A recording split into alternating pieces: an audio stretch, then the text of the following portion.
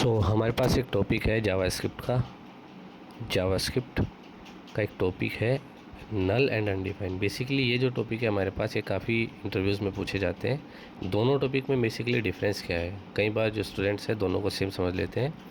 तो यदि हम पहले अनडिफाइंड की बात करें तो अनडिफाइंड को हम किसी भी एग्जांपल को अगर समझाएंगे तो उसे कोशिश करेंगे कि उसे रियल लाइफ एग्जांपल के साथ इंटीग्रेट किया जाए। जैसे कि हमारे पास अनडिफाइंड एक टॉपिक है, अनडिफाइंड को हम रियल लाइफ एग्जांपल से समझ सकते हैं। जैसे कि हमारे पास एक टीचर है, टीचर कोई अटेंडेंस ले रहा है, अटेंडेंस लेने पर एक स्टूडेंट है मान लो मोहन।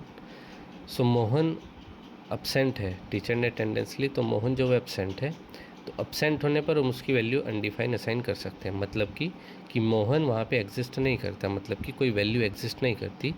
तो यदि हम मोहन को एज अ वेरिएबल ट्रीट करें जावास्क्रिप्ट कोडिंग के अंदर, हम बोल सकते हैं कि मोहन की वैल्यू असाइन नहीं है या मोहन की वैल्यू वहाँ पे एग्जिस्ट नहीं करती, इसलिए इस वेरिएबल की वैल्यू अनडिफाइंड है। तो सिंपली बेसिक मीनिंग क्या हुआ कि यदि किसी वेरिएबल की वैल्यू असाइन या वैल्यू एग्जिस्ट ना करती हो तो उसको हम अनडिफाइंड वैल्यू बोलते हैं। नल की यदि हम बात करें तो उसको भी रियल लाइफ एग्जांपल से समझेंगे।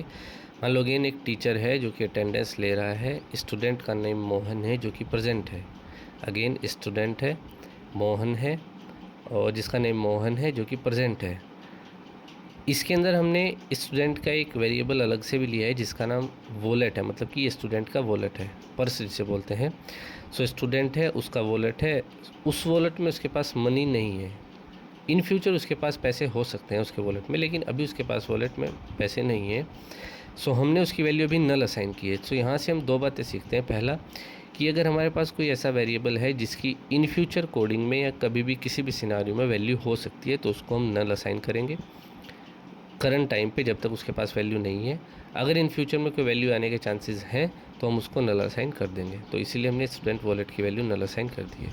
यहाँ से दो बातें सीखने को आती हैं कि पहला कि जब भी हम किसी वेरिएबल को डिक्लेयर करते हैं और उसको इनिशियलाइज़ नहीं करते, डिक्लेरेशन का मतलब होता है ये, जब तक हमने उसे कुछ वैल्यू असाइन नहीं की, इसको बोलते हैं डिक्लेरेशन। मोहन का डिक्लेयर हुआ है लेकिन इनिशियलाइज नहीं हो, तो जावास्क्रिप्ट का बिहेवियर होता है कि उसको अनडिफाइंड वैल्यू एग्जिस्ट करा देता है, अनडिफाइंड वैल्यू असाइन कर देता है।